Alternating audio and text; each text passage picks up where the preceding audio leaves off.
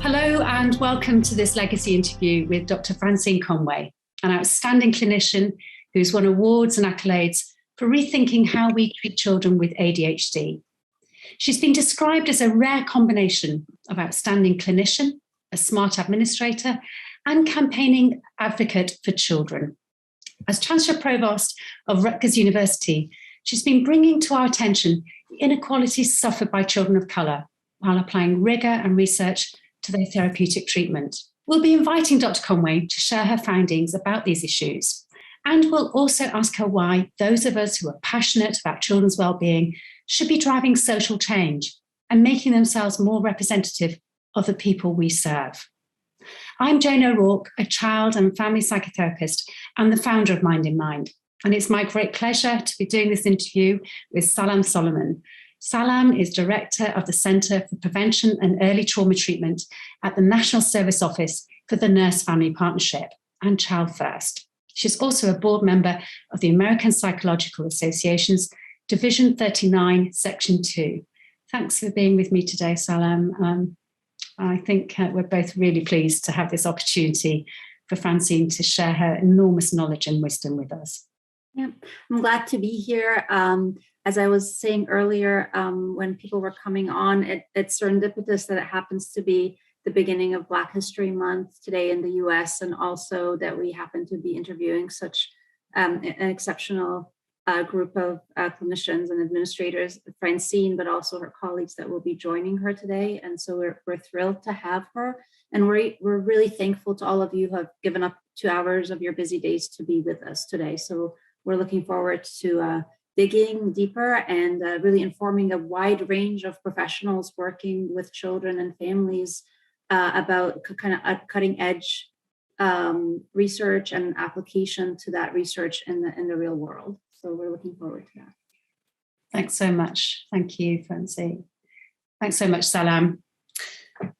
Yeah, as Salam just said, we ask our legacy interviewees to choose colleagues to join with them to discuss their work. First, Salam and I will be in conversation with Francine, and then for the second half of this interview, Francine has chosen 3 guests to join her who are held in the highest regard for their contribution to the mental health and well-being of children. Dr. Kirkland Vaughan is a clinical psychologist and psychoanalyst. This wise clinician with many decades of work engaging with marginalised young people and their families in New York has been an important mentor and teacher to Francine and has deeply influenced her thinking and work. Thanks for joining us, Kirkland. We're looking forward to talking with you later. Dr. Nancy Boyd Franklin is a much respected professor of psychology and was named Distinguished Psychologist of the Year by the Association of Black Psychologists and has been an important influence too on Francine's thinking. They'll be in conversation discussing their passion for changing the therapeutic treatment of children of colour and their families. Thanks so much for being with us, Nancy. And Professor Karen Ensink is a clinical psychologist and director of Mentalisation-Based Treatment Canada. She'll be discussing with us her and Francine's pioneering work using mentalisation for children with ADHD. Thanks so much for joining us too, Karen.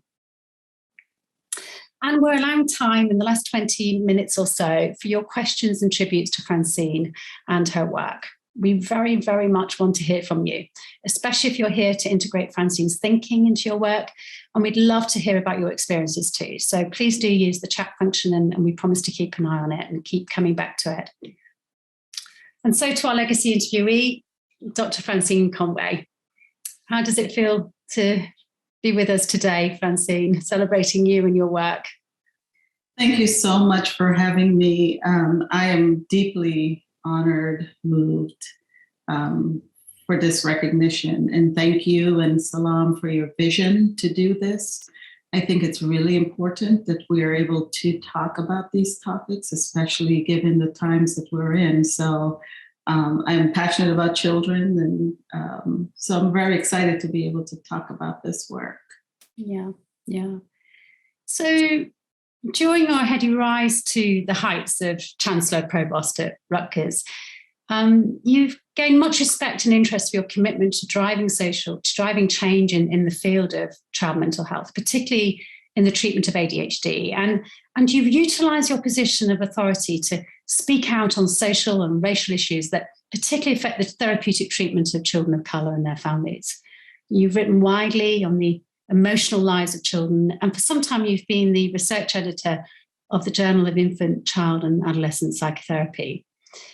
Yet your achievements are all the more remarkable given your childhood growing up in Guyana in South America. So let's step back a little to that time.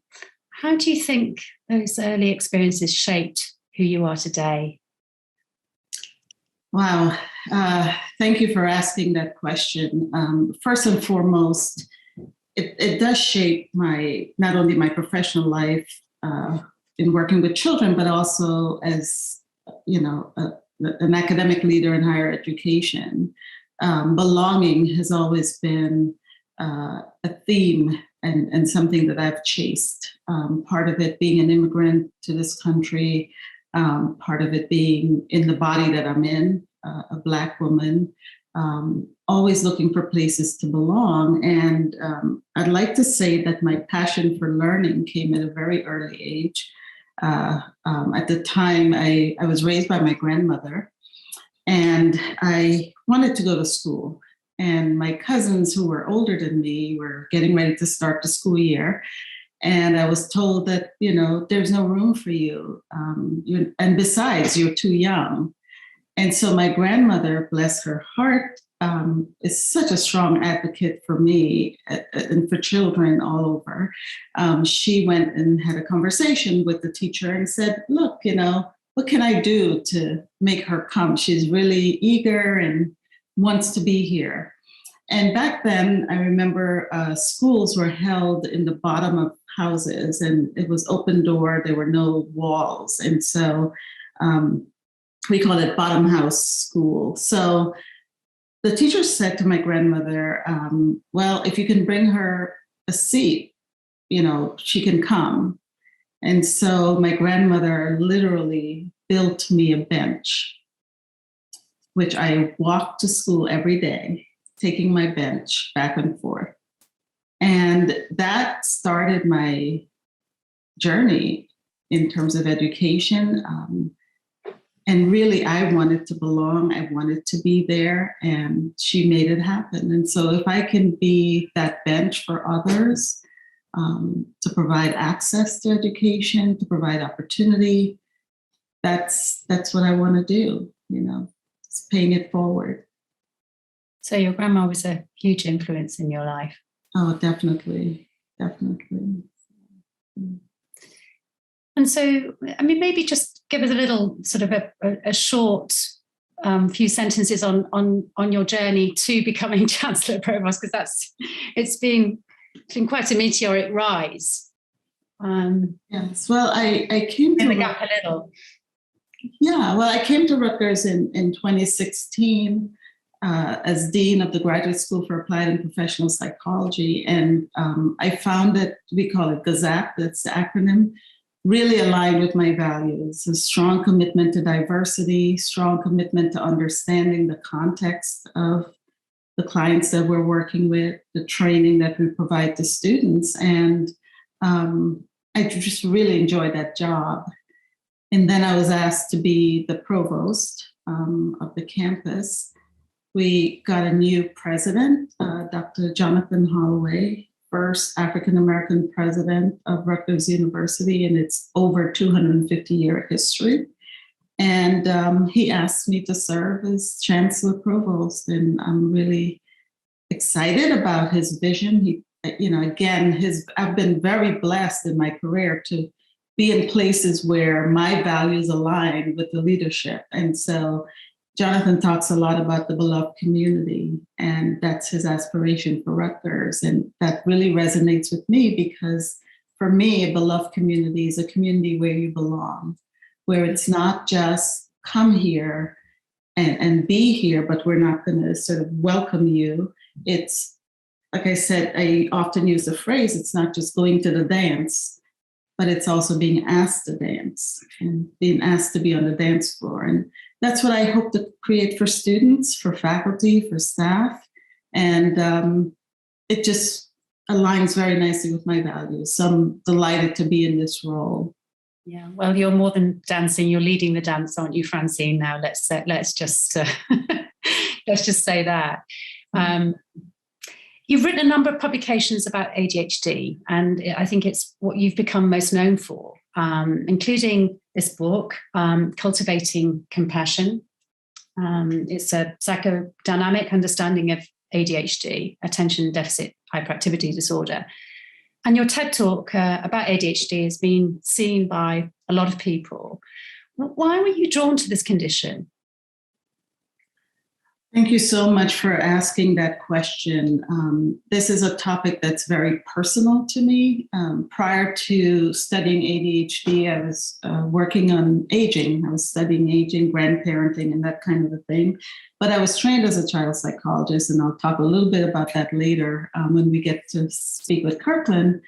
And my own son was struggling with ADHD, and I'll just preempt this by saying I don't believe in ADHD. So even though I write about ADHD and I talk about it and do research about it, I don't really believe in ADHD. I think there's so many things that can lead to ADHD-like symptoms, and focusing on the behavior, focusing on the child's executive functioning only really just limits the scope of who children are and the depth of their experience. And I'm just going to share with you a quote from one of Maya Angelou's collection, Letter to My Daughter.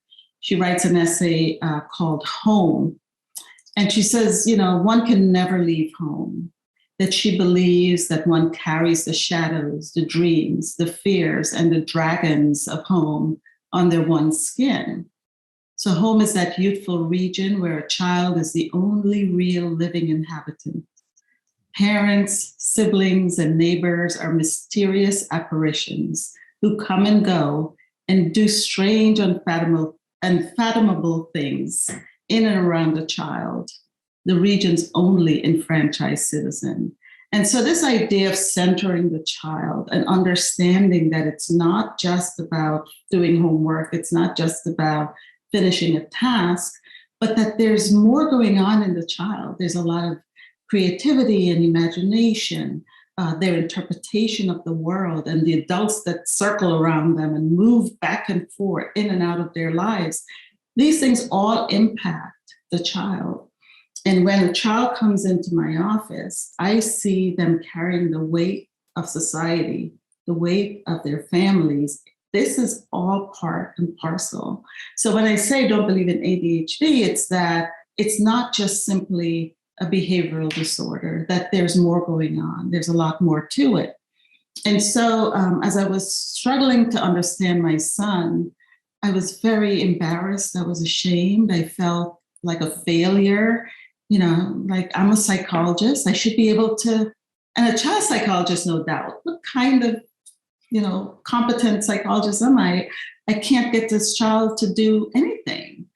And I remember meeting with his teachers and just feeling, just crying, because despite my best efforts of organizing him, color coding his binder, making sure he has it as he leaves the car, somewhere between the car and the school, it just disappears mysteriously.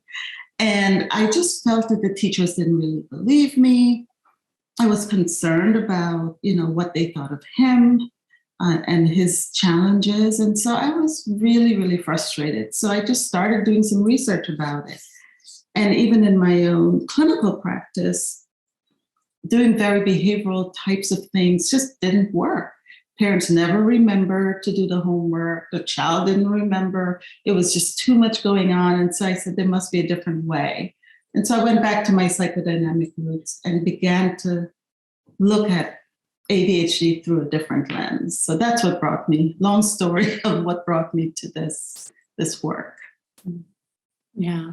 And it's interesting what you say about ADHD, that you're not believing in it. But I ran a poll on Twitter yesterday asking clinicians whether they're getting more referrals for ADHD from parents and schools and what have you. And every single one said yes. So there's this perception of more prevalence. And I know in America it's the most frequently diagnosed disorder in children and adolescents. Why do you think that is? Well, I think you're right. I think ADHD, there's a lot more education about it. There's a lot more parents trying to get answers. Folks are taking their children more to seek professional help. One of the things that I noticed, which sort of was disheartening to me, is that parents usually start with the psychiatrist. And after several attempts, medication it works to some extent, but then, they're expecting symptom amelioration, that it'll just disappear, it'll just go away. And when they hit that wall of frustration and they realize that, when the medication wears off, the child is back to doing what they're doing, somehow they find their way to a psychologist or social worker or nurse practitioner who has, training in psychotherapy. And what I realized from my own clinical practice is that ADHD is multiply determined. There's so many avenues and pathways that can lead to exactly the same symptom, cluster of symptoms. So anxiety, depression, trauma, learning difficulties, problems at home. And yes, there are children who have neurological insults in terms of their brain chemistry and how their brain functions. But many children have been just reacting in a very appropriate way to their environments. And, if a child is being maltreated, or if a child has experienced trauma or has depression and anxiety, I wouldn't want them to be acting like nothing has happened. We expect that they will be agitated, that they will have difficulty focusing. And what I felt is that a lot of the literature out there and a lot of the research that was being done never really emphasized a psychoanalytic perspective or a psychodynamic perspective. And we know that this point of view really gets at these underlying concerns that show up. And so it's the behavior, to me, it's just an indication of, hey, something's going on, someone pay attention to me. And then we get an opportunity to respond. So it really goes, I believe that a psychodynamic approach really goes beyond manifest symptom reduction. It's not about just reducing the symptoms. Yeah. So in 2012, you published Psychodynamic Therapy of ADHD. It was a review of the literature of the evidence that long-term psychotherapy has a better success rate than conventional treatment, which is medication and behavioral therapy. Can you say a little bit more about that? What does that involve, the long-term psychotherapy? Yes. I will say this, and certainly the literature has been updated since then. Psychodynamic psychotherapy has been proven to work with children who have incidences of depression, occurrence of anxiety. It's very effective as CBT. And what I understood from reading about some of my colleagues in the field is that there's a way of honoring the individuality of the child, that you're not trying to put them in a box or even pretend or presume to know what is going on, but there's this openness to really understanding the child. And because of that lens that psychodynamic psychotherapy brings, it really opened up the possibilities of, what is going on here? Is it really neurological disorder? Is it something environmental? Is it something within the constitution of the child and how they're just idiosyncratic in the way they view the world? So I really found that was a really good approach that sort of encompasses sort of a broader spectrum of the way ADHD presents itself.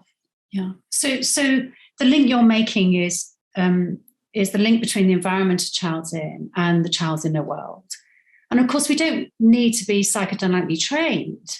You know, for those of us who perhaps might be in different professions joining us today, this is a sort of a conceptualization that everyone can benefit from if they are trying to help children with ADHD.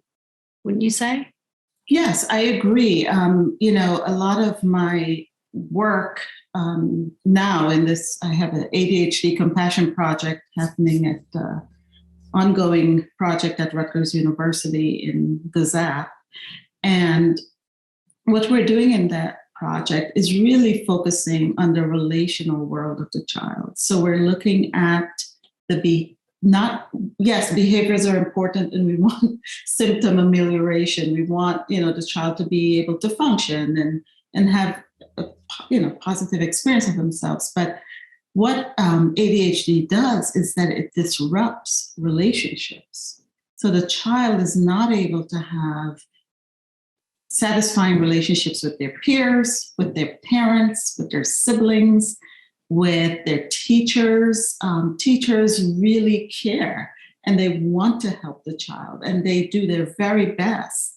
And it could be very demoralizing when, despite your best efforts, whether you're a teacher or a parent, that the child's behaviors persist. And so this idea of thinking about, okay, so what helps with self-regulation? One of the things that helps with us having the capacity to regulate our behavior is the capacity to self-reflect.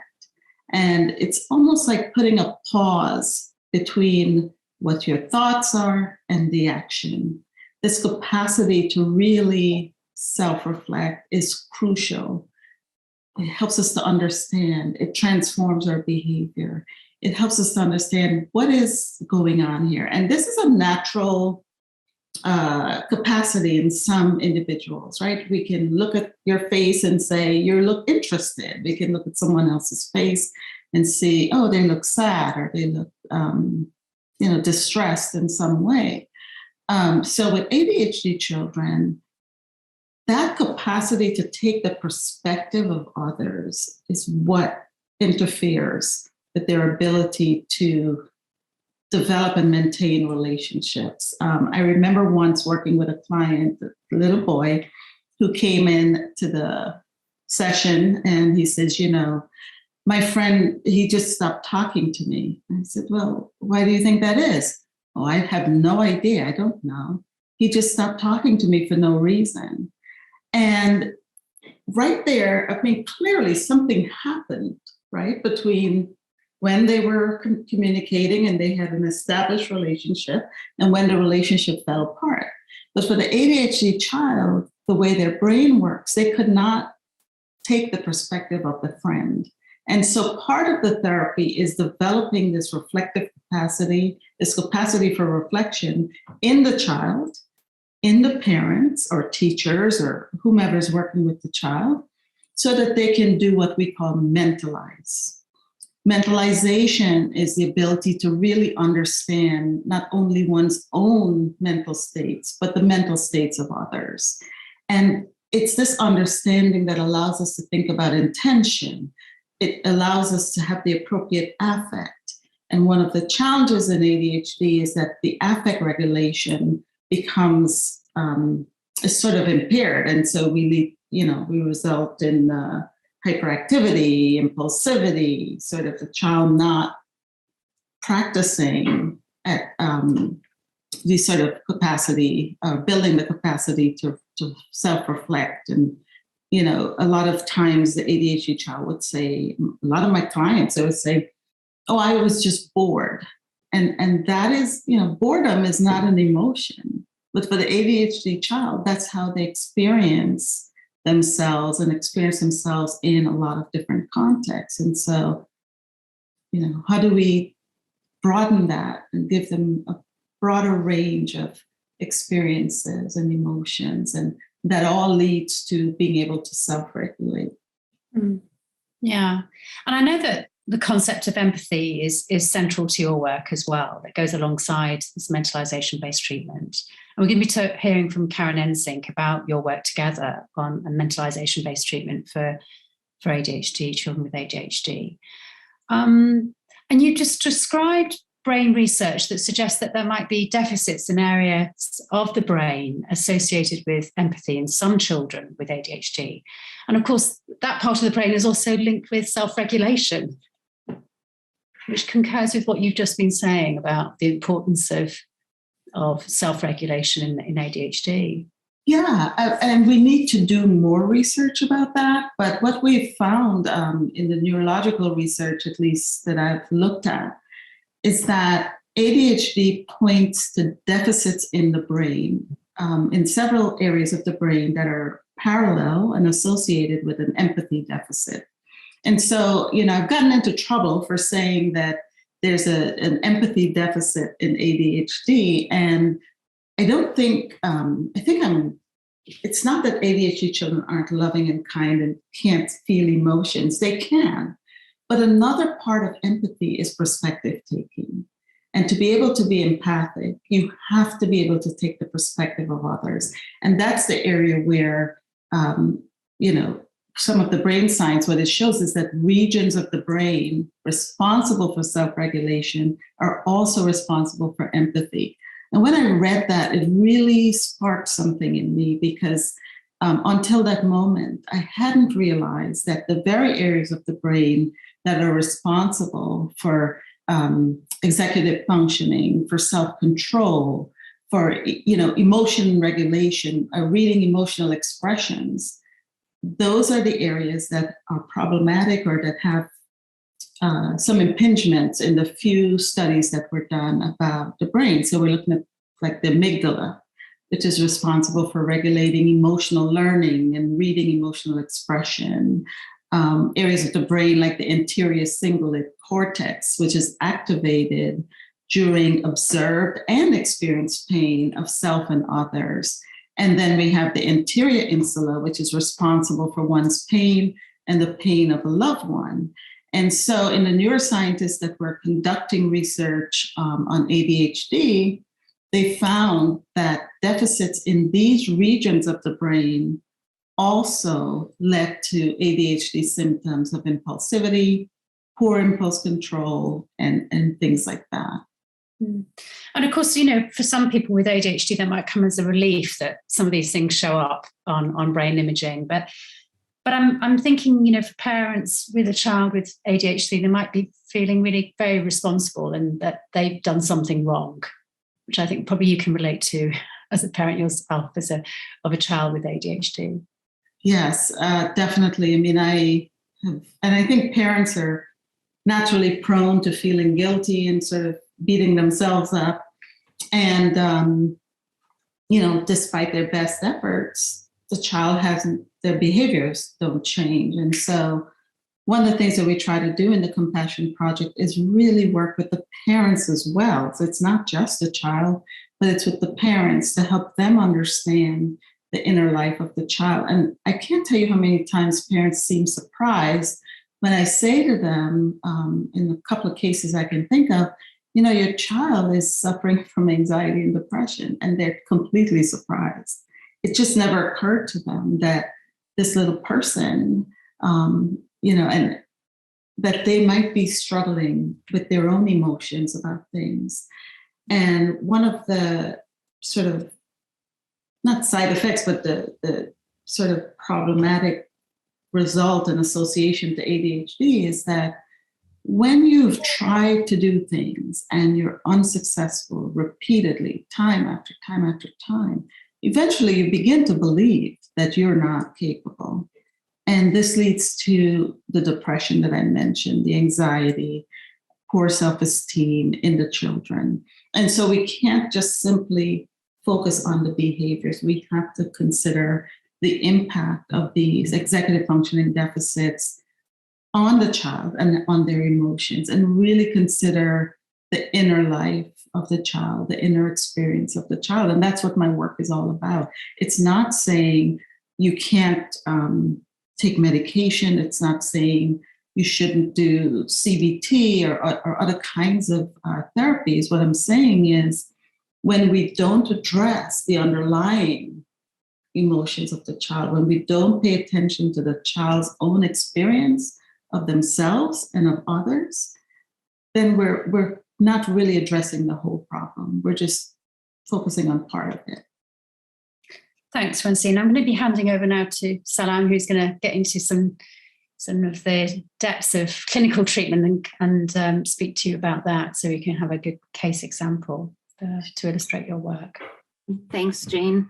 And thanks, Francine. One of the things that you said when we were preparing that really stuck with me was this issue around the empathy issue is not just in the child, but in all of us too, towards the child, right? Like we all, or at least I have often felt very frustrated working with children with ADHD because they just don't do what you want them to be doing, and so this kind of this general empathy deficit all around. I wondered if you can demonstrate that to us through a use of a case example. If you can briefly describe a case. I think you mentioned Jason. I don't. Yes. Work with Jason. Yes, I actually wrote about this child, and really from the perspective of when we think psychodynamically or psychoanalytically, we're thinking about transference, right? That's a common dynamic in any therapy case. And so this child really stuck with me, actually, because his early caregiving relationships were really turbulent. His own parent was not available. His mom was, using substance. His aunt, who became his caregiver, had several serious medical debilitating issues going on, and around cancer, and needed brain surgery and things like that. And so when he came to me, say all the traditional presentation, disorganized, difficulty planning, focusing, paying attention, so on and so forth. And that first couple of sessions with the child, and even with the students that I work with right now, who are just amazing, my doctoral students at Gazette, they see this idealized transference. They see the child really, being very good, sitting perfectly still, just being a perfect little angel. And they often say, the parents are complaining, but I don't see the challenge. This child works well for me. And I really caution students, because I say, parents are not the enemies. They're bringing the child, which means that they're concerned and they want to get some help. So let's not start villainizing the parents and pathologizing the parents, that this is just the sort of early relationship idealism. So moving forward in the treatment, this kid, I'm calling him Jason, he would just come into my office and just destroy it. Just toys everywhere, just flipping things, whatever he could flip. I'm constantly having to put the reminders of, we have to be safe, and, he's turning on and off the lights. Just a disaster. I always need to put a lot of time in between him and the other clients to fix my office back. So one day he comes in and he's trashing the place, and I says, there's a lot of stuff flying everywhere. And he says, yeah, it's all trash. And I say, well, I guess it's a trashing day today. And then he says, yeah, it's all garbage. It's all trash. Okay, now you pick up the trash. And he said, oh, I'm the garbage person. I have to pick up all the trash. So I start picking up the trash and putting it back in the bin, the toys putting it back in the bin. He messes it up again. And so we do this cycle of, and he has this metaphor. And when I talk to Karen, we talk about Karen Ensink and Nick Midgie and colleagues talk about this focus formulation, which is like coming up with a metaphor that the child identifies with. And for this child, it was, superhero. He was superhero. And so we use that formulation to find moments when the superhero isn't flying around, or the superhero isn't bending steel, right? This is the sort of hyperactive side of the child. The times when does the superhero sleep? Does the superhero eat? right? So kind of expanding their view of themselves and also using it with the parents to say, hey, this child isn't always hyper, isn't always failing. There are other experiences of this child. Anyway, so back to the session. So, he says, yeah, you come, you clean up, you're the superhero, but you're not doing it right. And so when we finally go through a series of these dialoguing, come to find out he had a really quote unquote garbage day at school. So, well, what happened? Well, I wanted to go to the bathroom. Teacher wouldn't let me go to the bathroom. I really, really had to go. Otherwise, I would have an accident. And he just walked out the classroom. And of course, when he came back, he was in trouble and he had to go to the principal's office. So, the point is that there are ways in which this child can really demonstrate in the treatment in a very symbolic way what their inner experience of things are like. And so one of the things that my students experience as they move through, so when we go from this idealized state to sort of this next stage of the treatment, and the child is really demonstrating all these behaviors, they do feel like they're failing. They do feel like they're not doing it right. And sometimes in the supervisory relationship, it becomes, you're not giving me everything that I need to help this child, right? So it's like this parallel process. And what I try to tell my students and parents and myself is that child is eliciting in you, and in a very skillful way, projecting into you their own experience of the world, that they feel helpless, they feel ineffective, they feel that they can't get things done or things don't go the right way. And that's a dynamic we all have to sort of look out for. And if we allow ourselves to go down that path and see the child in that way only, as opposed to a spectrum of behaviors, we will give up. And I know that there's some times when some psychodynamic oriented therapists don't want to see these kids because they're too disruptive and they don't make you feel like a good therapist because, these behaviors are so problematic and prevalent. So I so appreciate this perspective,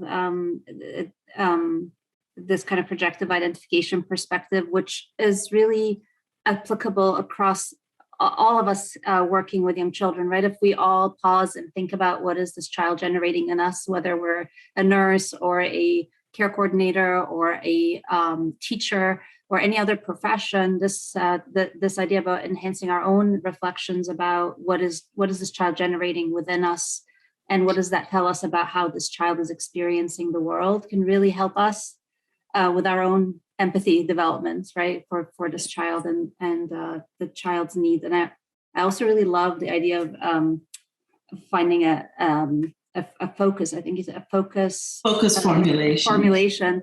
And I in my experience, I've had a lot of children that really identify with Hulk.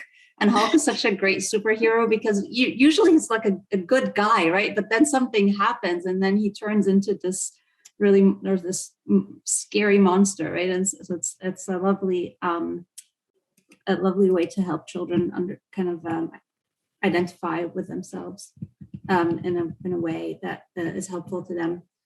The other thing, Francine, that you spoke a bit about that I'd like to highlight, particularly because it's February, is this idea about that our response to the behavior of children with ADHD is different dependent on their postcode or zip code in the US. Can you expand on this a little bit more, please? Yes, I'm happy to. First of all, ADHD is more prevalent in males than females. And I apologize for the binary kind of distinction there.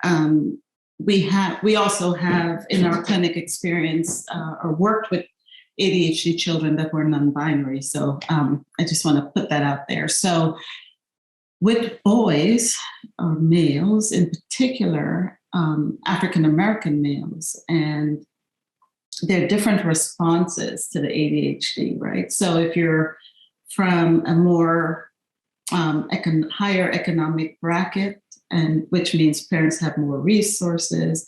You're probably in a, quote unquote, upwardly mobile or upper socioeconomic neighborhoods, so on and so forth. The approach to the ADHD is very different. We're looking at, a framing of the child's difficulties as they're twice gifted or twice exceptional, which means they have a learning challenge as well as these behavioral or emotional dysregulatory kinds of experiences. But ADHD is also clustered with conduct disorder and oppositional defiant disorder.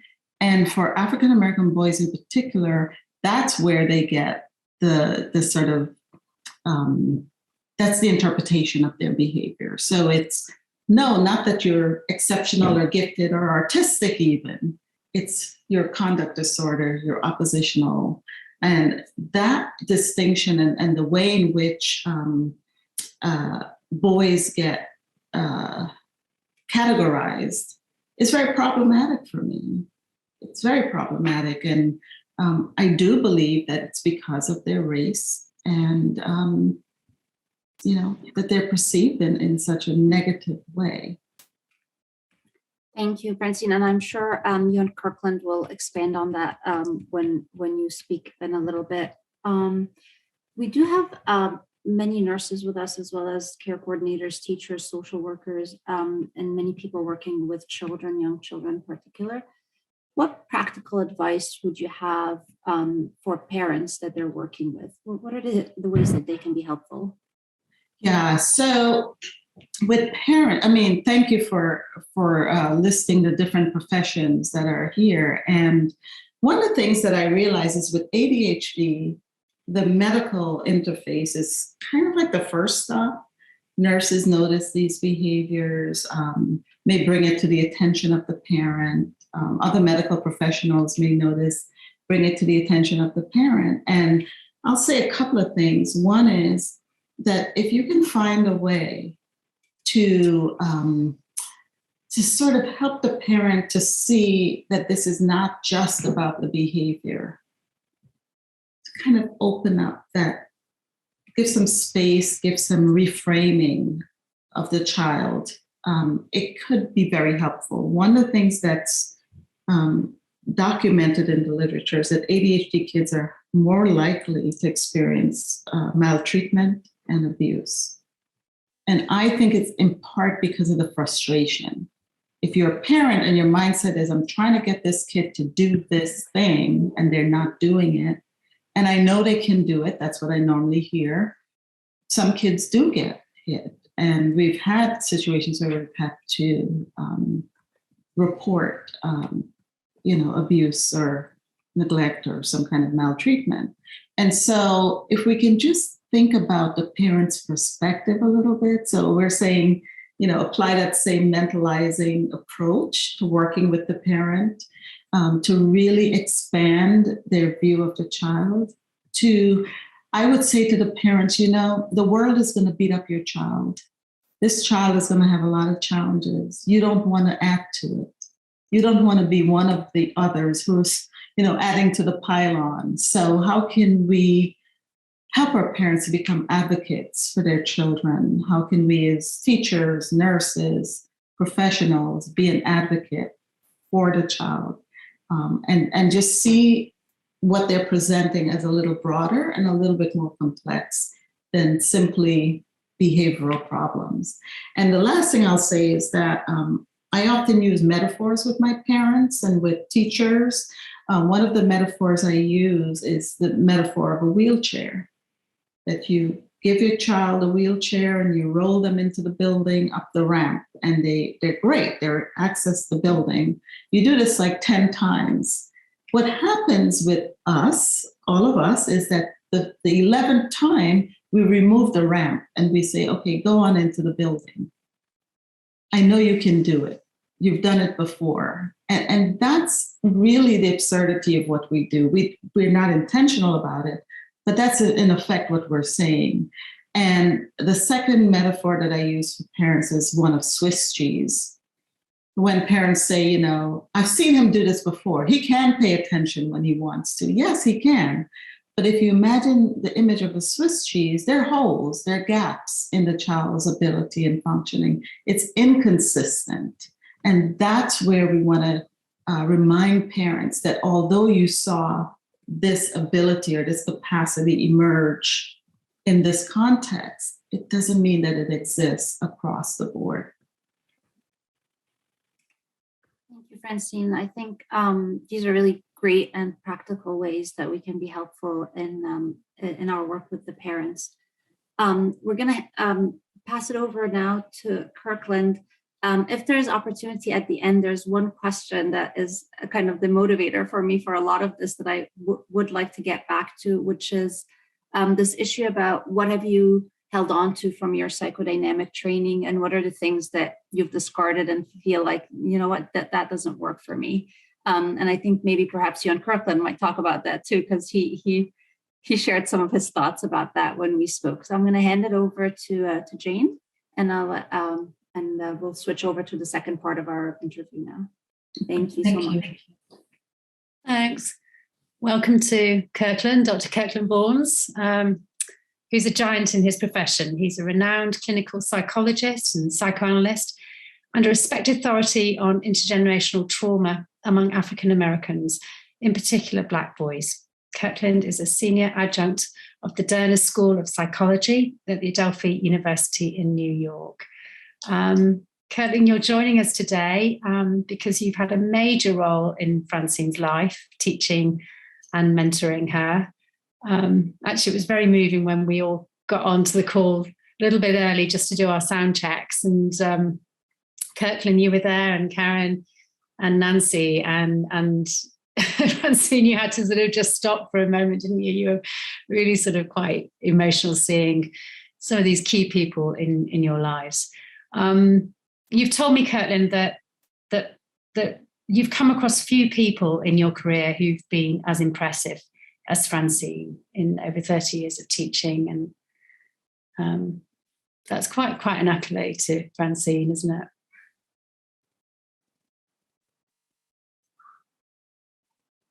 Can you hear me, Kirkland? I didn't hear a question. Ah, okay. I said that you said to me when we were talking about Francine that you've come across few people who are as impressive as Francine in your career. Absolutely. I started with Conway, as I call her, okay, when she became a doctoral student at Adelphi. And I was the director of a mental health clinic that focused primarily on children in East New York, Brooklyn. And she came when other folks were very reluctant to come into that clinic in the first place because of its geographical locale. And Francine voluntarily came, and I saw her talent and ability to work with children. So I wanted to focus in on that because there's so few, in my opinion, child therapists, number one, and extremely few people of color who are child therapists. So I thought she had something to deliver to the community of children who rarely got actual treatment. And then there was a question about the quality of the treatment that they were receiving. And so when I met her, I felt like, boy, here's a great opportunity, and I'm going to exploit it. And the rest is the history. We needed her very badly. And well, I needed you too, Kirkland. As I was saying before, institutions of higher education are not always very welcoming places, and places where we see ourselves reflected in the faculty. And so when I met you, I was really appreciative of how what you created for me was a home. Like, the Maya Angelou essay that I quoted at the beginning, seeing you was like being home, and I could be myself. I felt safe, and I felt taken care of. And not to mention the fact that you're an excellent clinician and has really taught me well. And one of the ways in which you really shaped my work is really understanding how historical trauma can pass through the generations. And that when these young boys come to my office, it's not just, here's a behavioral problem. It's how they're viewed by society. It's how, whether or not they're given the benefit of the doubt. It's how people clutch their purses when they walk by. So all of that helps me in training my students and in my work as a clinician, to say, it's not just, here's a child who isn't listening to the teacher, or here's a child who isn't behaving properly, but that these contexts really matter. Mm. And Kirkland, you say that you're worried about what happens to Black boys in particular around about grade 4, when their performance goes down, and you describe school being a prison pipeline for some of them. School to prison pipeline. Yeah. Yes, except 20 years ago, it was the 4th grade. And that's when Black boys apparently appear to be little men to white society. You'll notice the Black boy who got killed by a police officer in Detroit. On his radio call, the boy was 11 years old. The police officer says, Black male down, 20 years old. The boy was 11. So that's a stark example of how they are adultified. And except it's changed now, and the change is even worse, because now African-American girls and boys are being suspended and expelled from pre-K at a higher rate than they were in the 4th grade 20 years ago. So it's dropped to pre-K and kindergarten and 1st and 2nd grade. Our system, our cultural system of oppression has become more intense even in the earlier years. So it more than concerns me. One of the things that I was also impressed about by Conway that I was not familiar with is your history with your grandmother. And I have felt in listening to you and knowing the work that you have done, that you carried that bench with you and set it down for other people to attend learning. And I so appreciate that about you. You're one of the things that you did at Adelphi that had a lasting effect was you started a mentoring program for young faculty of color who were just coming in. And that still is there in existence today and much, much needed. Your absence was felt by me, who's been there for 25 years, I would say as the 3rd most vacant spot in the Derner Institute since its inception. And I got there in 1977.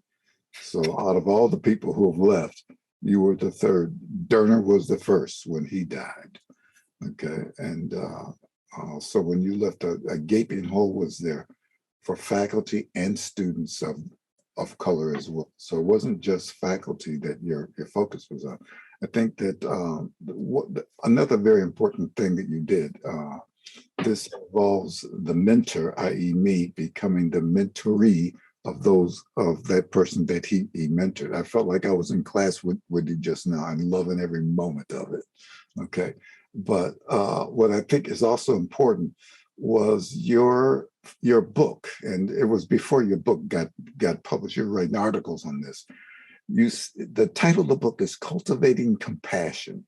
So that is like a call to arms for us to recognize our shortcomings, not the shortcomings of the child patient. Right. Look at what the heck we're doing and not doing. And you were in the forefront of bringing ADHD children, quote unquote ADHD, okay? I respect your disagreement.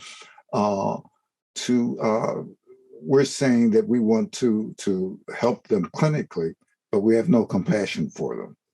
So we then become a part of the problem, that without this compassion, Without, we then cannot honestly mentalize them, and that's what we're supposedly doing, is teaching them to mentalize, but we're actually teaching them that they can't mentalize because they can't be mentalized. So it's an absurd approach that existed, and I'm glad and proud of your forefront take on this.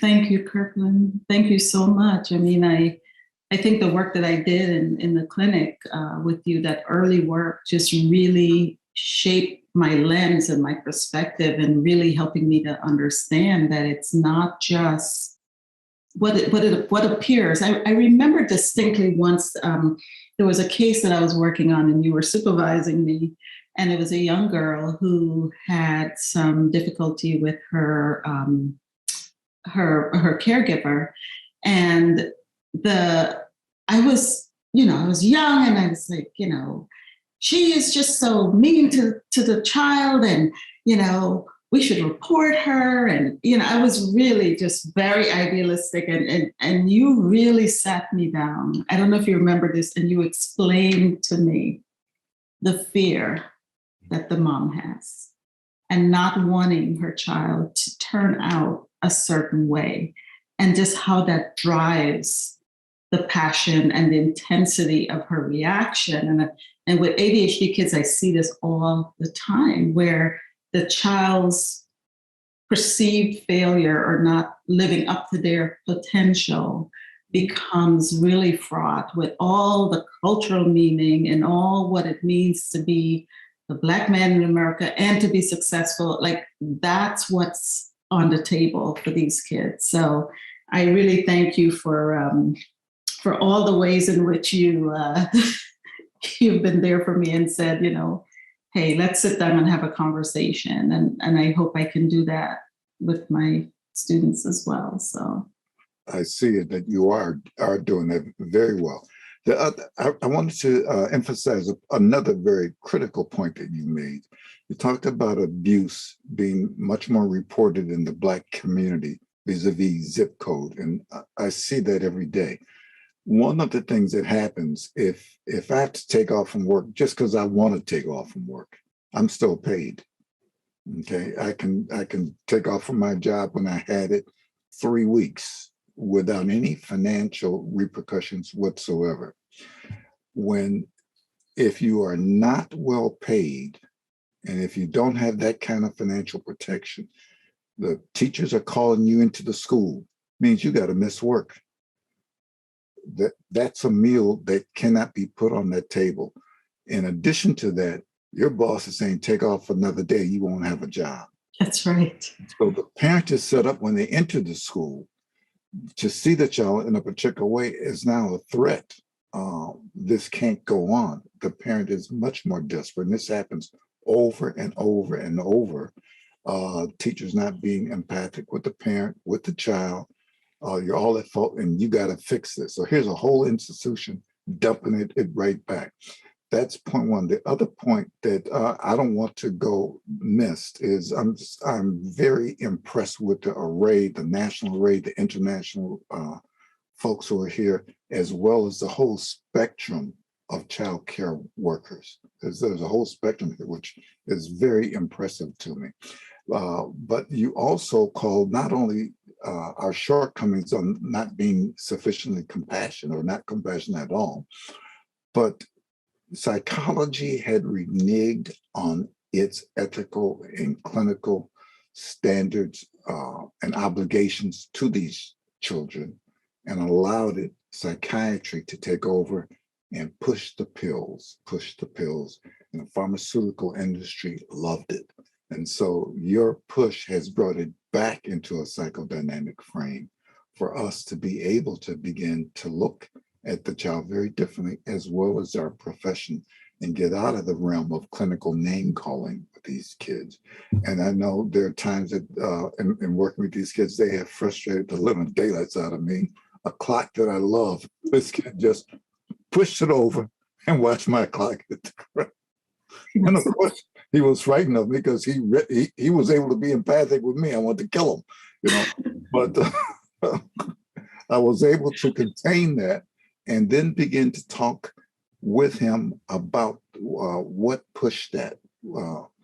And very, very slowly, at first it was the denial. I didn't push anything. It fell over. Yeah. Gee, a lot of things are just happening here. Well, Kirkland, what you just said is exactly the work, right? So that when I was talking about this kid who was trashing my office, he's expecting me to react the way everyone else in his life reacts, right? And so going through that sort of episodic kind of routine with the therapist over and over and over again and say, oh, wait a minute, there's a different response here. It begins to start to loosen up some of that, toxic sense of who they are, or that I'm bad, or that I'm evil.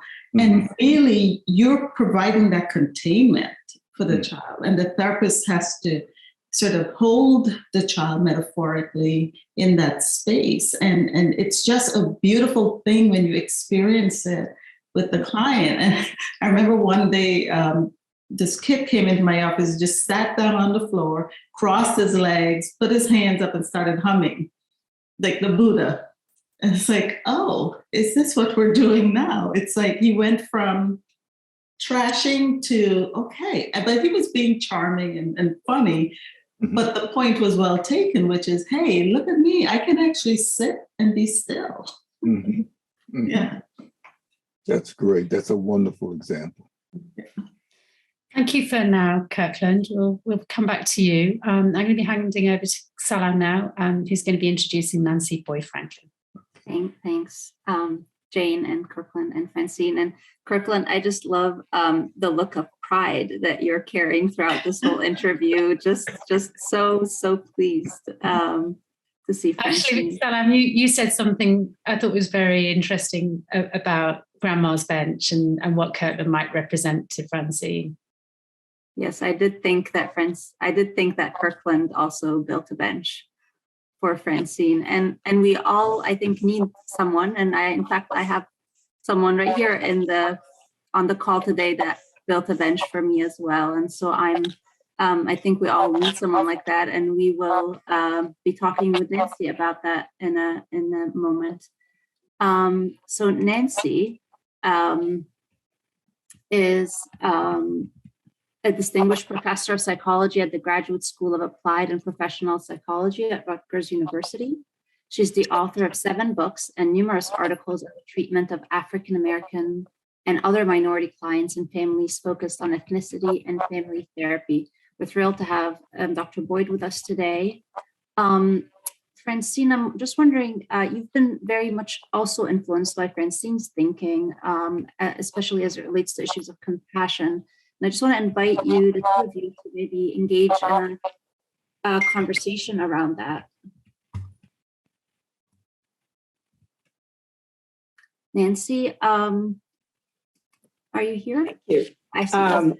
Francine, I think, like Kirkland, I was very struck in reading your work and in following it over the years. I don't believe there are accidents in life. And so I am not surprised to hear about your grandmother, since some of your early work in the field was actually done with Black grandparents who are raising another whole generation of kids. But I'm struck by your emphasis on compassion at all levels in your work. Compassion for the child with ADHD, compassion for the parents. And as a supervisor, what I was struck by today, I was hearing this also in Kirkland's comments. As a supervisor, you bring that compassion to helping your students or trainees to understand the inner world of not only these children, but in the case of parents of color, particularly Black parents, but I think all parents of color, the fears that we all hold for our children, particularly our sons. I do not think that it is accidental that boys are disproportionately diagnosed by society with ADHD. And I am very struck by how many Black and other boys of color have been diagnosed and misdiagnosed with ADHD. The other thing that struck me at the end of your discussion with Kirkland was this notion that Black parents in general, and by the way, I'm getting ready to give some talks in the UK. This is true in the UK too. It's not just the US. For Black parents, there is a fear for our children, all of our children, but particularly our sons. Fear that they will be labeled, fear, as Kirkland pointed out, of the school to prison pipeline. Black kids, particularly Black kids in inner city or low socioeconomic areas, are often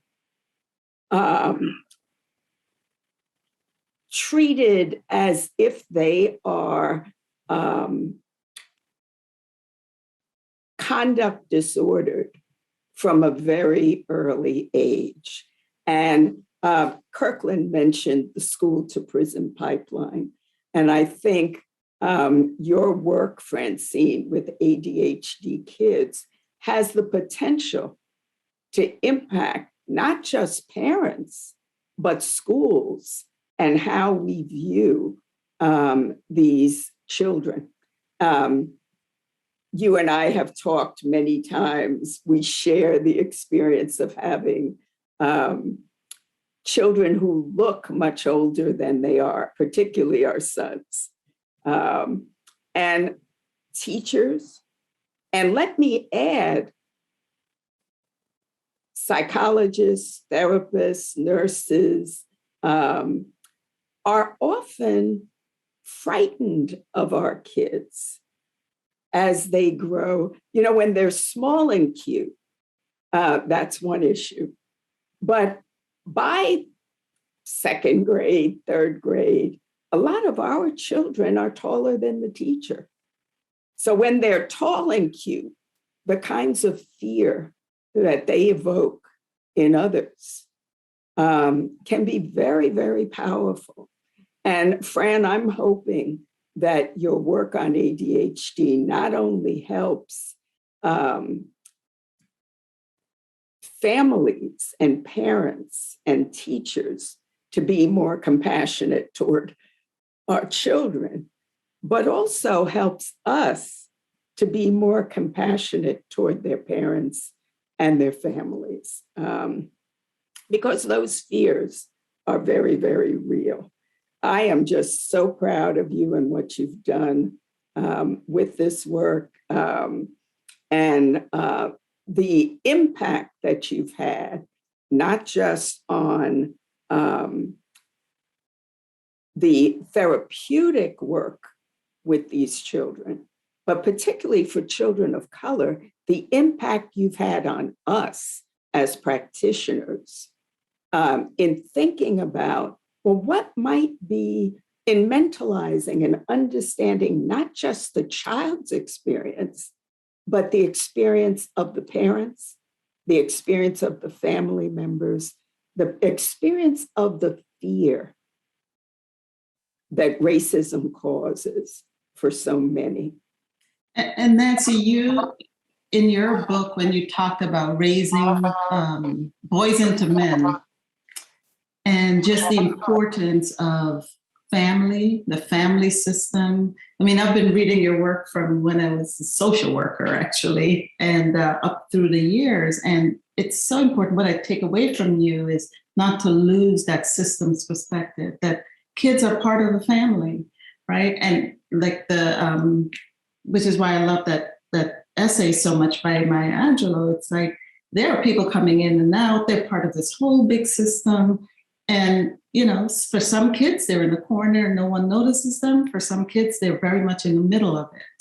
And we can't discount that. We cannot discount that context. And also to understand the extent to which the family is so important for African-American people and it's such a big source of strength and renewal and all of that. And so when parents come in to the clinic and they're afraid, it's helping our students to see it's not that that parent is angry or hostile or combative. It's they're afraid. They're afraid for their child and they do want it to be different and better.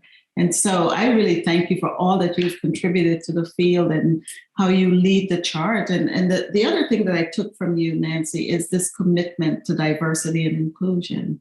And I know at Rutgers you are so missed because you have led the charge for years, for decades. And you're such an advocate for Black and Brown students, for all students actually. But the Black and Brown students, we find the one faculty member or two faculty members who are faculty of color. And, one of the things that I'm really proud of with our current president at Rutgers is that he has this commitment to having the university, all levels of the university, mirror the society that we're living in, mirror the state that we're serving, because people need to find a place where they belong. And so you and Kirkland have been that for me, this sort of home away from home, or as Salam said, the bench that sort of connects. And so I want to thank you for all that you've done, to contribute to the field and for always keeping us oriented towards, the fact that it's broader than just here's a child and here's a symptom. And I remember once having a supervisor a long time ago who said, as psychodynamic practitioners, we don't have to work with the parents. We just take the child and we meet with the child and we work with the child. And it's like, how could you not talk to the parents? How could you not include them?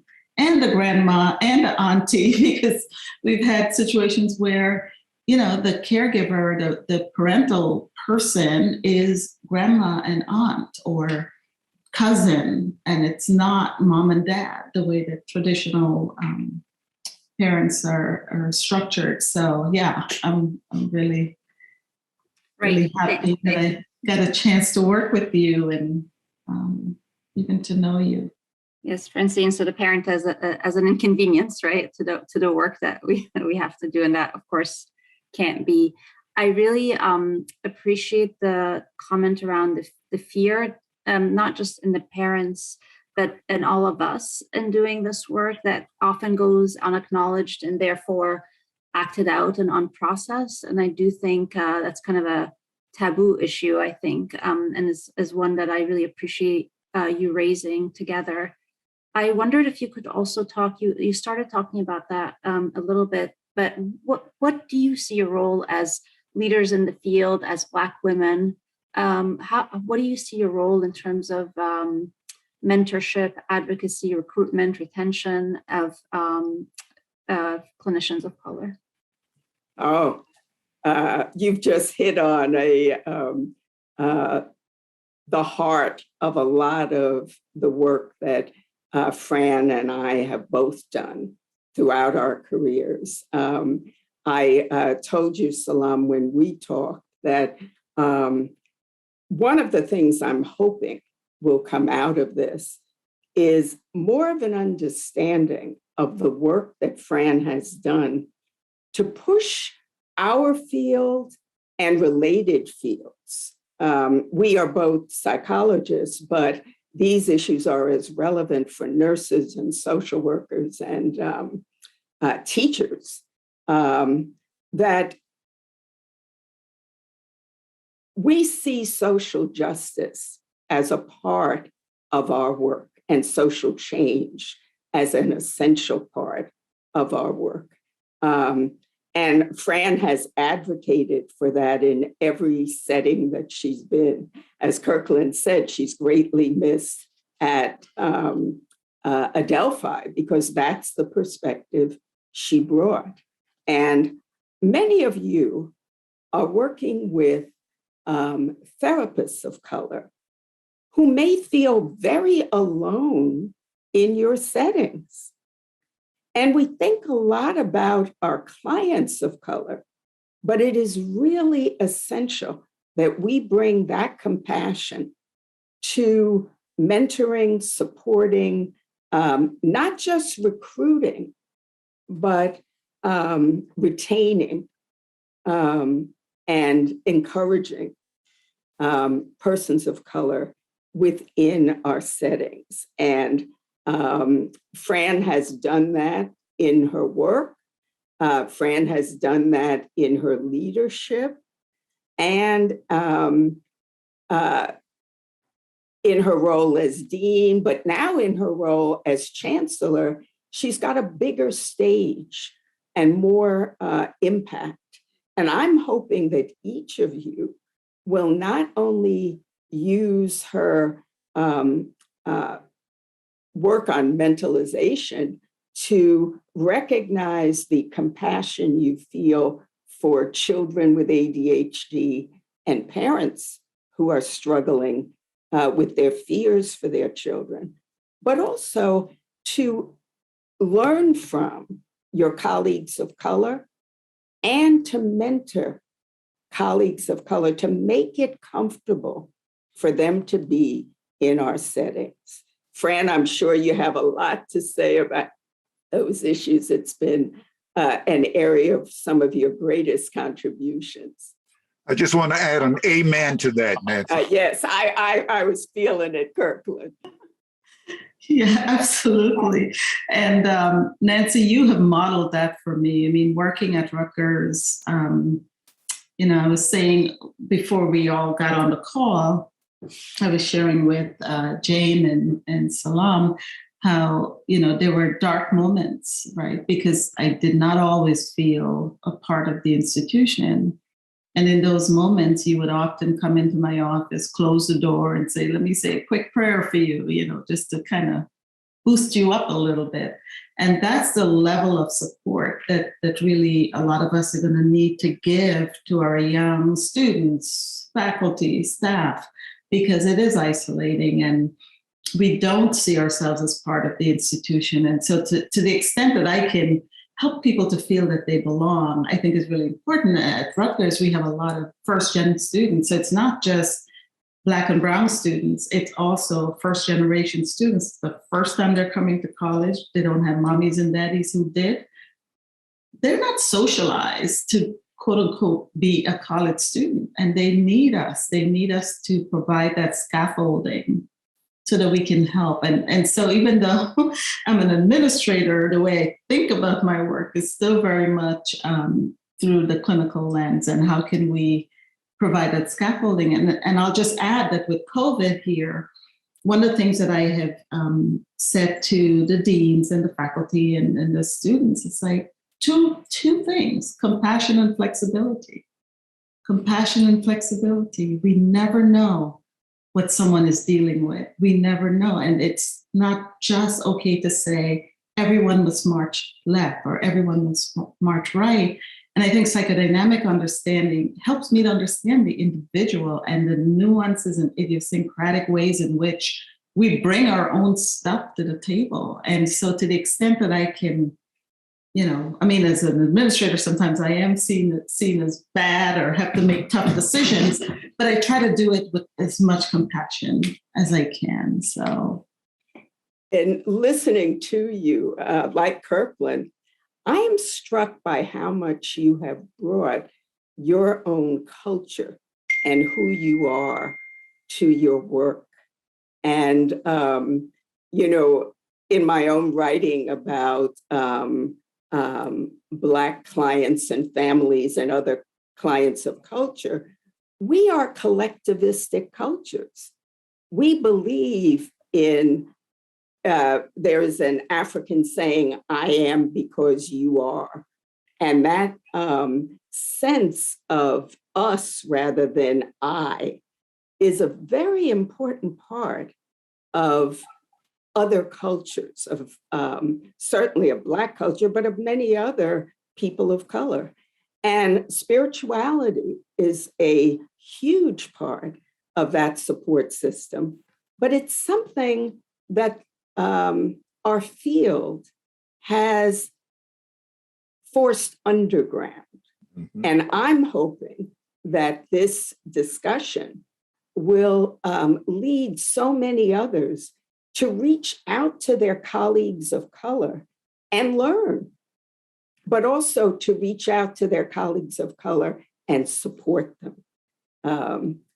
You've done that and done that not just at Rutgers or Adelphi, but to colleagues of color throughout the field. And that is something very powerful, Fran. And I think that this honor and the award and the recognition that today represents is absolutely something that you deserve. Thank you, Nancy, and thank you, Francine. And I think this comment around I am, because you are really is a shift in perspective for most of us. I'm going to shift over to having a brief conversation between Karen and Francine so we can leave time for questions at the end. And Dr. Salam, can I just say, getting some comments from our audience today, just before you move on, Yep. Karen. Laura Dowse is saying, I'd just like to say what a wonderfully inspiring holistic discussion. It's rare to hear a conversation that has a space for the individual work, the family and social issues, and a focus on compassion for all. Thank you. Nancy, where can I find information about your talks in the UK? So maybe you can give us that information and we'll share it with everyone. And Rajinder is saying, thank you, Nancy, for that comment. It's totally isolating as a school counsellor anyway, but I work in a school where all the senior staff are white. It's not enough to have one or two people of colour to represent. Mentoring is essential to feel a sense of belonging. This is also picked up by the young Black people I work with, that there is a falseness where representation is concerned. So that's going to feed in, I think, into our wider discussion later. So if you've got any comments to make as the discussion progresses, we'll come back to you. We've got space at the end of today's interview. We'd really like to hear your comments, your experience. Does it resonate with what Francine, Kirkland, Karen and Nancy are talking about? So please do. And if you want to share any tributes about Francine, it'd be lovely to hear those too. Thanks, Alan. Thanks, Jane. So Professor Karen Ensink is a clinical psychologist and director of Mentalization-Based Treatment Canada. Alongside colleagues at the Anna Freud Center in London, she's developed mentalization-based treatment for children. She has also developed a measure for assessing mentalizing in young people called the Child-Adolescent Reflective Functioning Scale, which is widely used in many countries to assess the way children are able to mentalize about themselves and their attachment figure. Before we get into a conversation between the two of you, I think it would be helpful. I know, Francine, you defined mentalization a little bit earlier, but if you can just briefly, just really succinctly tell us what that is so that we are all on the same page. As you begin talking about the outcome study that you worked with Karen on in developing an effective intervention for improving psychological functioning in children with ADHD and to measure their mentalizing capacities. Sure, thank you so much. And I am truly honored that Karen took the time to be here and do this with me. So mentalization is really the ability to understand one's own and others' mental state. So it's not just predicting or having a perspective about someone else's mental state. And this goes back to attachment literature and very early in development where, mommies mirror the faces of the babies and children learn to self-regulate through that sort of back and forth between the mother and the baby. So mentalization is sort of like at the point where you're working with the child and you're trying to understand and imagine what is in the mind of the child. And they in turn try to understand and imagine what's in your mind. And it's nice to see when that shift happens in the relationship, because at times it's just, the therapist really trying to understand and mentalize and connect with the child. And then at some point in the treatment, they start doing it back. And it is at that moment when the child learns to put a pause between thought and action that we see the impact of this kind of work. And Karen has graciously attended some of the didactic meetings that I have with the doctoral students that we're training. And I remember this one student was presenting on a gender, a non-binary child, actually. She's quite young. And we really were struggling with this case and really wanted a kind of a perspective on it. And so Karen came in, and not only this case, she's heard other cases too from within the clinic, the Compassion Project, but she was gracious enough to consult with us. And I remember, I don't know, Karen, if you remember this, but as you were talking and listening to this child who sort of, would come into the session and turn her back on the therapist and just not engage. And one of the things that our students like to do is to try to focus on content. And one of the shifts that I saw with the students is when you said, well, why don't we imagine together? When I do that and I crawl around on the couch, it's because I want to put things into words, because I'm afraid that someone might make a big deal out of it and just not think with me about it. And I think that was the nuance there, is that you want to think with the child about what is going on in the room. And so, Karen would say, what is it like for you? When I do this, what do you think? I think, my goodness, you've got so much going on inside of you. And this very empathic way that Karen has of sort of working and joining, I call it joining, sort of her mental state with what's going on in the child and trying to get them to make that connection, I think is pretty, pretty powerful. Francine, just to respond, I think that we feel each other as clinicians, and that's why we drifted together, why we recognized each other as clinicians, and could speak that language together. I just want to say, when you explained what mentalizing is, I realized that in this group, we have Miriam Steele, and of course, she's one of the people who developed that idea. So I can't stay silent and not mention that when we talk about it. Francine, I think if I had known what an amazing, illustrious career history you had, I would have been too intimidated to work with you. So it's a good thing I didn't know about that, but it has been so wonderful to discover your writing about ADHD and the compassion through the compassion lens, because of course it resonates with MBT, and that's how we started working together as well. That's another thing that connected us. But I was profoundly touched to hear how you went to school and the role of your grandmother in that, and to hear the powerful oratory voices of your own Nancy and Kirkland's, which sends cold shivers down my spine and reminds me of Nelson Mandela and Desmond Tutu, and this idea of everyone having a place in the Rainbow Nation.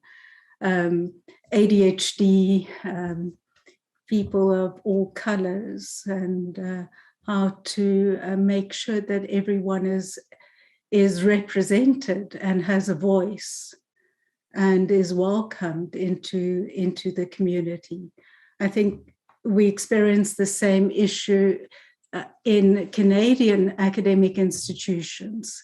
And we have when I see my colleagues, I say to them, we have to be inclusive, we have to change. We cannot stay the same and welcome people, like you said, first generation academics, sometimes, or young students whose parents did not go to university. We have to change, but we will enrich our academic institutions. We won't lose something.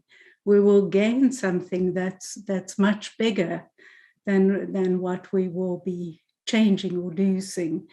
So I just wanted to start by saying I really resonate with that, putting that forefront onto the agenda. While of course I cannot speak on behalf of a community that I do not represent or belong to, but I'm very, very moved when I hear your experience and the work you've done on advancing that. Francine, when you spoke about your son, I also thought of my son, because I think he could have very easily have gotten a diagnosis. And thank heavens we live 5 minutes from the school, because the number of times I've had to take lunch boxes and basketball clothes and history book, and I can't count. But the one thing that strikes me as well is how people change over time, and how without medication, young people can change and integrate ADHD and find ways of living with it. And I have a colleague at our university who has done a longitudinal study on people with ADHD, and she has the highest, for longitudinal work, the highest response rate. These people don't drop out. So it says to me that there's something very, very, very, very capable and strong, saying, what do we have, and what can we do about that? And I wondered whether you have, what your experience is with regard to ADHD growing up, in a way, if I can put it that way.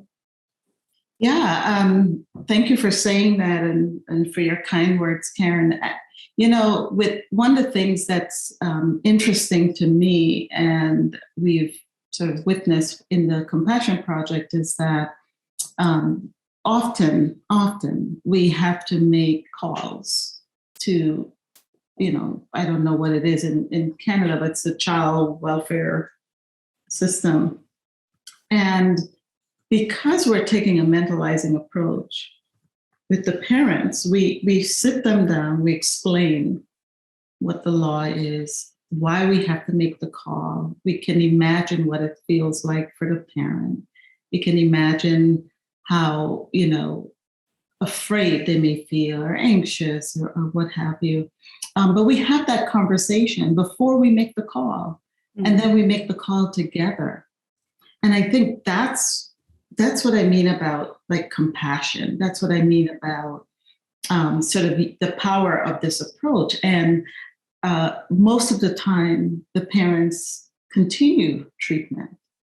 And that, I think, is, you know, sort of what resonates with me when you were talking about the dropout, low dropout rate, is that there is so much commitment and curiosity about this particular way in which the mind works, and people want to understand it. And it's only recently that the DSM actually included an adult category.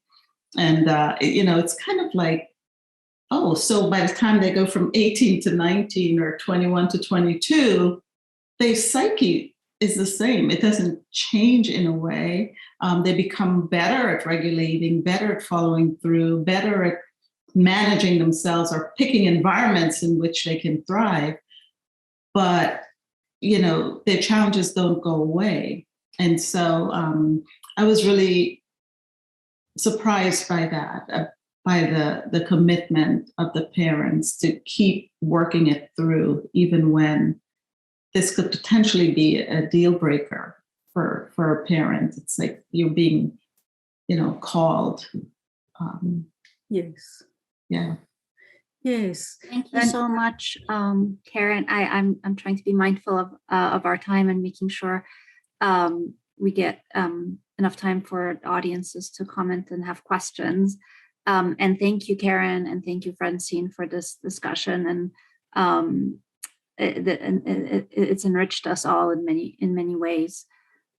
Before we go to the audience, I'm going to squeeze in my question that I was holding on to from earlier, which I've also asked Kirkland.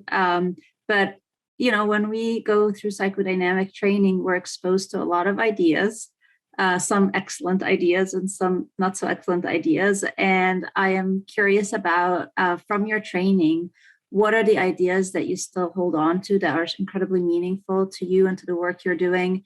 And what might be ideas that you've said, yeah, that just doesn't work for me? I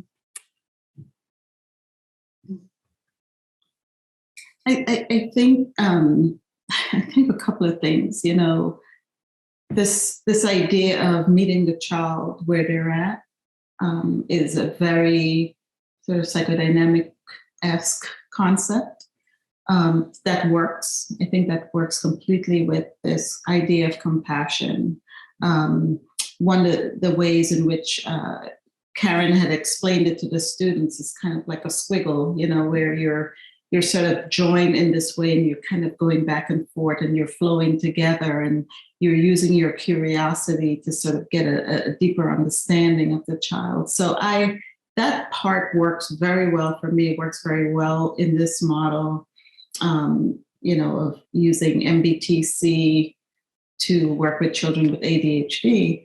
What doesn't work for me as well is sort of the rigidity of, if I remember being a young clinician and was told by my supervisor, if the client misses 3 sessions, they're out.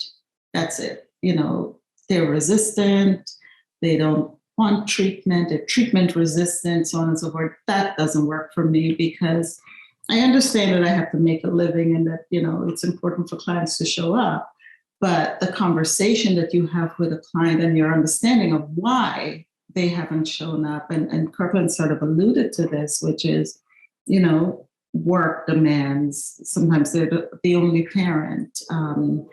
Sometimes they themselves are struggling with some of the very same issues that their child is struggling with. So this idea of keeping the frame, not reaching out to the parent in between sessions, waiting to bring whatever issue there is to the therapeutic hour just doesn't work with a lot of, especially ADHD parents who are, struggling to keep things organized and keep things moving forward. And it doesn't work for the different culture groups as well, because if a parent calls you to say, okay, you hear them out and say, okay, we'll discuss it when I see you next week. That just doesn't work for me. Thank you so much. And we will have Kirkland with us by the end of the year, so we will ask him that same question because he had a lot to say about that as well. So thanks, Francine. I'm keeping track of, from all our interviewees, what they've held on to and what they've let go of. Maybe we'll have a paper out of it. there's an interesting question in the chat because I think it really speaks directly to the type of work you've been doing because there's so much going on in the chat. I'm just having a hard time. It keeps scrolling. Do you have that? Yeah, no, I was just going to say there's a lovely tribute to Francine from Amy Vigliotti.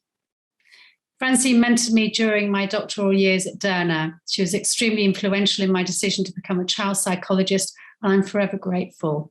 I knew there would be so much gained during this talk today. Thank you.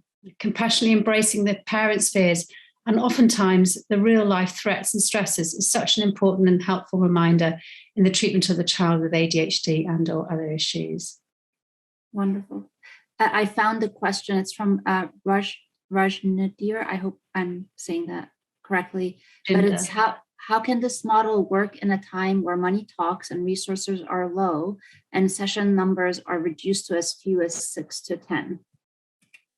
Well, that's great because the model that I adopted from Karen is a 12-week treatment. And so it is short-term. It is using the mentalization-based child treatment protocol.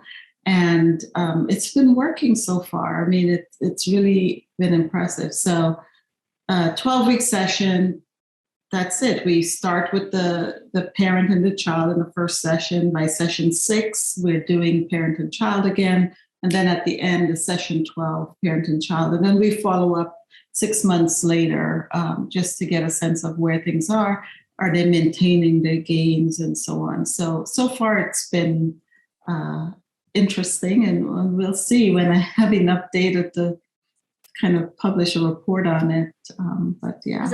It's interesting, Francine, because obviously when we do psychodynamic treatment, we're thinking of it being more long-term than that. And so what are the things that are accomplished in 12 sessions, and what are the things that you really can't get to in 12 sessions and really need a more extended treatment to get to? Sure. So the 12-session model, and Karen, you can jump in here, but one of the things we do, it's very, I wouldn't say it's structured, I would say that it has a frame. And so early on in the session, you're trying to get a focus formulation about this child. And so some examples are things like this one child said that he's like a runaway train, or another child would say he's, like you mentioned, the Hulk or superhero or what have you. And so you've got that metaphor now that you can use with the parents and with the child and start to really identify, the times when they are a runaway train and the times when they're parked and how it, plays back and forth. And because we see the client, the patient, the child in once a week. We also see the parents once a week. So it's together. So in all, it's about 24 sessions, and then we have sort of the joint sessions where we evaluate. And the other thing is the focus of the treatment is not on the behavior. It's how do we build the relationship between the child and the parent? How do we develop reflective capacity, which Karen writes a lot about, in the child? How do we develop it in the parent? And so it's a very focused work. And yes, there's lots more that we can do, but that's the point of this particular project that we're working on. Maybe just to add, it's also to help the child to begin to tell their story, to be able to scaffold the story-making capacity, to be able to not focus on behavior and ADHD, but having a voice in the play and linking it together so that she can have a beginning, a middle, and an end to a story, which they can often not do by themselves.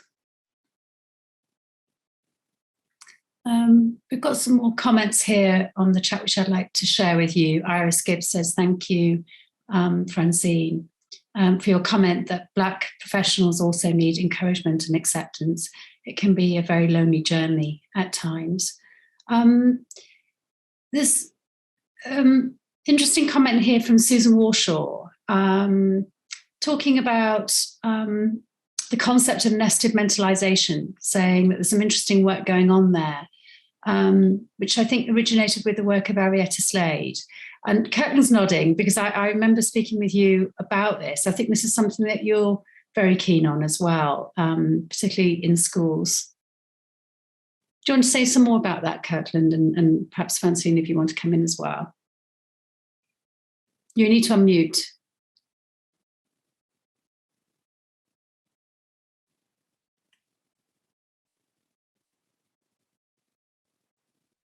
I'll jump in. So when we started this project, we actually, we have a school psychology program at Gazette, and we wanted to help not only the child, and we had our students working in the schools, not only with the child, but also with the teacher. And I love this concept because it's sort of, helping the supervisor help the student reflect on their own emotional reaction and growth. And so it's layered, and I guess nested is the perfect word.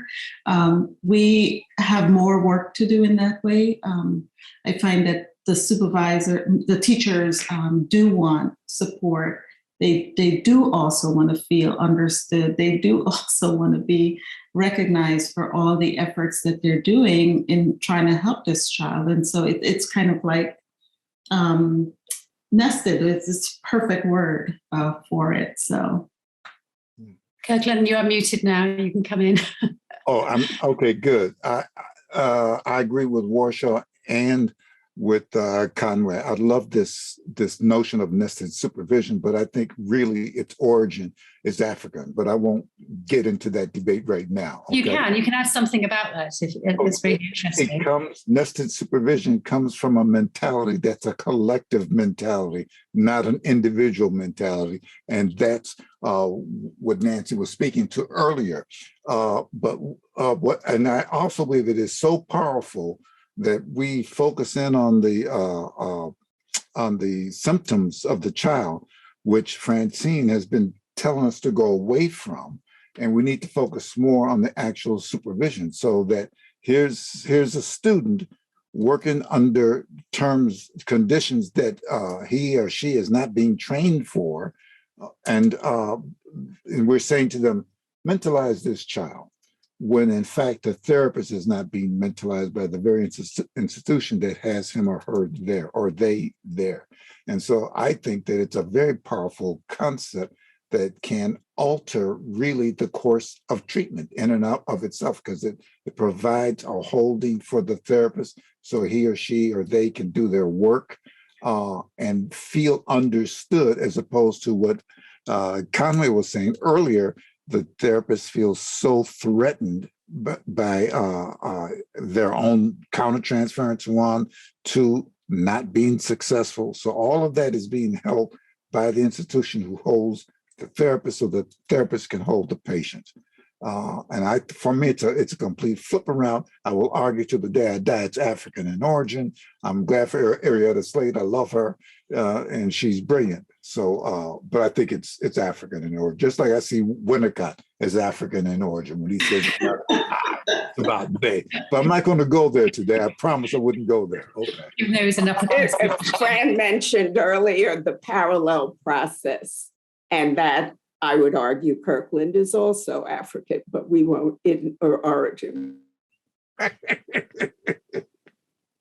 I think also, I agree with Arietta. It's like I remember being a young doctoral student and not wanting my supervisors to actually know what I was really thinking about a case because it didn't feel safe. And I think what this does, it creates that safeness, that safe space where the student can really allow those emotions and those feelings and those thoughts to show up. And the supervisor can help to kind of further that sort of processing of that experience, as opposed to hiding it, which is not helpful to the client. So you're getting lots of more accolades here, Francine.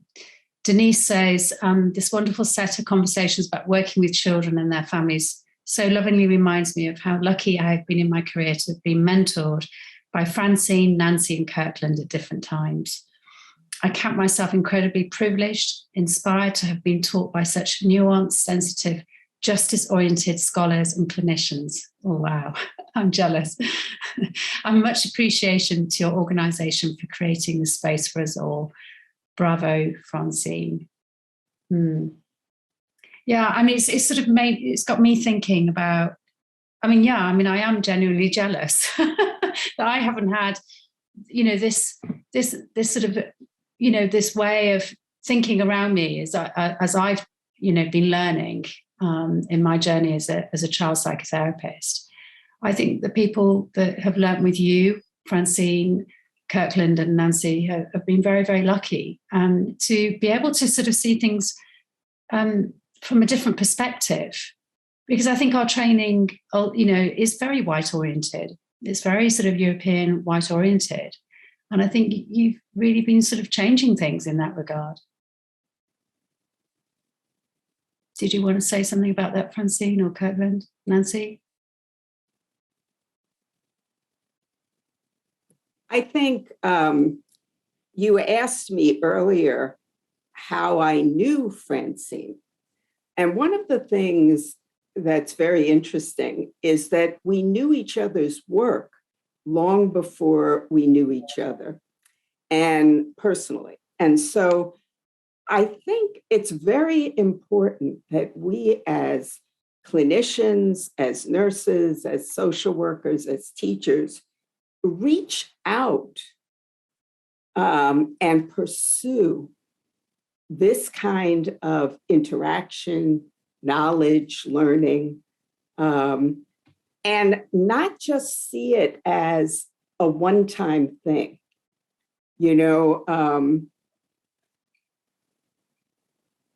I think it's very important that we reach forward and touch those who've been through it longer, but also that we put our hands back and pull the next generation of folks in our professions forward so that they don't feel this isolation. I think that's one of the things that COVID has really brought home to us, is the need to have and to purposely develop those connections. Much of my mentoring came from peers. I started in the field 50 years ago, and almost to the year. I started grad school in 1992. And we had to reach out to others to learn and to connect. And some of those individuals are still an essential part of, my world. 1972 was a very isolating time in the field.